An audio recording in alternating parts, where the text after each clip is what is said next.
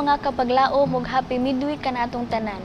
Niining adlaw kita na usab magatuon sa atong morning devotional Mayo 29 nga giuluhan og gitimbang sa timbangan sa langit.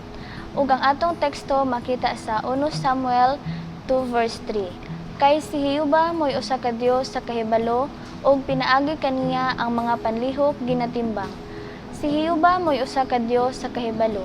Diha sa iyang pulong gipaila siya nga nagtimbang sa mga tawo, sa kalambuan sa ilang kinaiya ug sa tanan nilang mga motibo. Bisan kini maayo o daotan.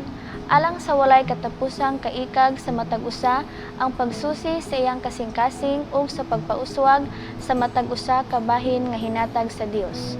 Pahinumdumi ang tanang walay usa ka motibo sa kasing-kasing ni bisan kinsa nga tawo nga dili makita sa Dios sa dayag. Ang mga motibo sa matag usa ka tawo sa mainampingon gitimbang ingon nga ang matag padulngan sa tawo nagsandig sa resulta niini. Matuod ang Dios sa langit. Ug walay usa ka laraw bisan unsa ka komplikado o usa ka motibo bisan unsa ka maayong pagkatago nga dili niya masabtan sa dayag. Iyang mabasa ang sikreto nga mga paagi sa matag usa ka kasing-kasing. Mahimo nga magplano ang mga tawo og hiwi nga mga lihok alang sa umaabot. Sa paghuna-huna nga ang Dios dili makasabot. Apan ni anang dako nga adlaw kun buksan na ang mga libro, hukman ang matag usa ka tawo sumala sa mga butang nga nasulat sa mga libro. Makita ang mga mahimo nga mga binuhatan. Adunay daghan nga kinahanglan mutagad na karon sa mga pulong.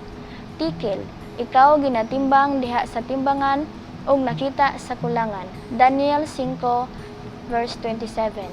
Ang balaan walay kinutuban, dili mausab nga balaod nga Dios maoy sukdanan nga niini husayon ang tawo.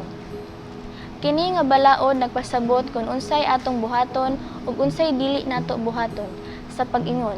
Buhata ug ayaw buhata. Kini nga balaod gilangkob sa duha ka dagkong prinsipyo. Higugmaa ang Ginoo nga imong Dios sa tibuok mong kasing-kasing, ug sa tibuok mong kalag, ug sa tibuok mong kusog, ug sa tibuok mong hunahuna, ug ang imong silingan ingon sa imong kaugalingon. Lucas 10:27. Nagkahulugan kini sumala sa pagkasulti niini. Oo, pagkadiyutay ragayod ang andam sa paghibalag sa balaod sa Dios ni anang dako nga adlaw sa paghukom. Timbangon ang mga tawo sumala sa balaang balaod sa Dios ug nakapalagan nga kulangan. Nahayagan kita pinaagi sa mga lagda sa balaod. Apan walay tawo nga matarong pinaagi kanila. Gitimbang ug nakaplagan nga kulangan maoy nasulat pinaagi sa atong kinaiyahan. Apan si Kristo maoy atong tigpataliwala ug ang pagdawat kaniya ingon nga atong manluluwas. Mahimo nga atong maangkon ang saad. Busa, sanglit na matarong man kita pinaagi sa pagtuo, kita may pagigdinaitay na sa Dios. Pinaagi sa atong Ginoong Hesukristo. Roma 5:1. Magampo kita mga kapaglaom.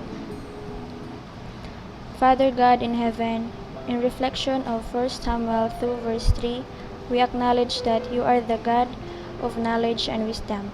Help us trust in your sovereignty and find strength in your understanding. Amen.